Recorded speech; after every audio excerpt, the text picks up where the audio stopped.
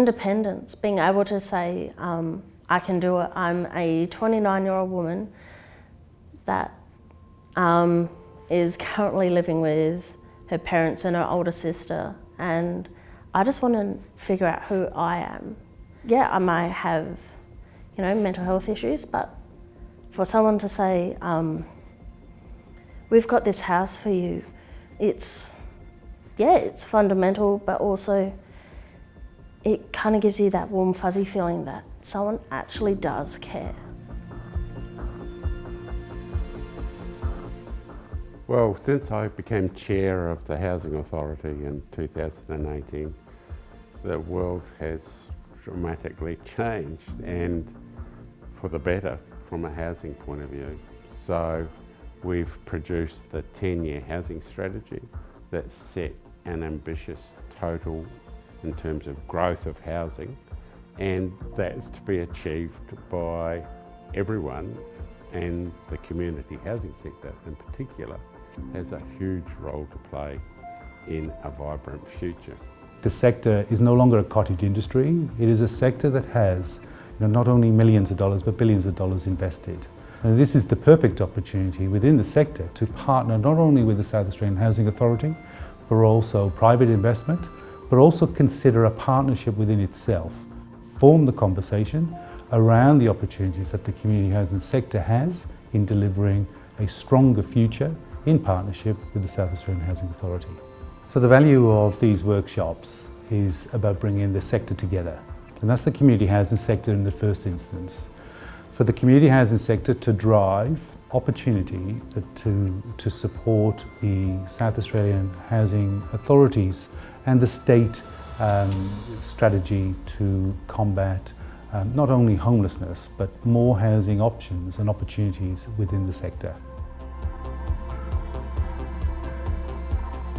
My hope for the workshops is that we can highlight the agreements and processes that we would like to improve and that we believe need to be at a higher standard for us to achieve our ambitions.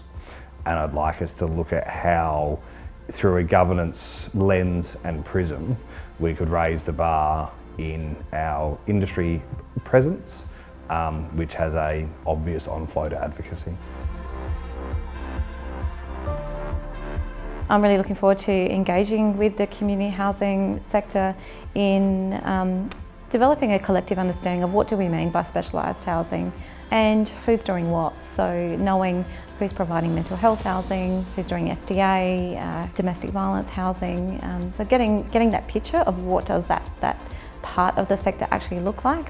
Where we're at now as a sector in terms of our progression towards a growing specialised housing program. What are the challenges that providers are facing? And then what are some of the opportunities that we can develop collectively to overcome those challenges and hopefully look at ways of growing the specialised housing sector. For many decades, the public housing system has been declining in Australia.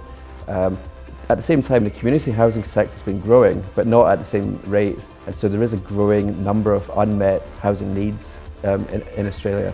And so we want to look at how the community housing sector is innovating, how it can adapt. Ultimately, how can it sort of grow in terms of its size and strength and capability and actually fill that unmet need in Australia.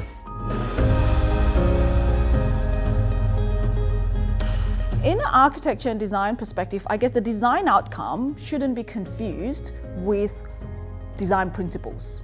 Universal design principles should apply to the sector so that we have an approach that ties the sector together. However, how we deliver these principles could be explored to provide different outcomes, different design opportunities that again put people at the first and foremost of the design approach.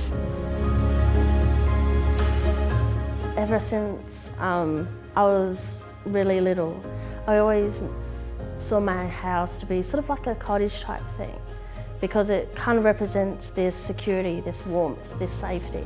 Having your own home is saying, this is my success, this is my home.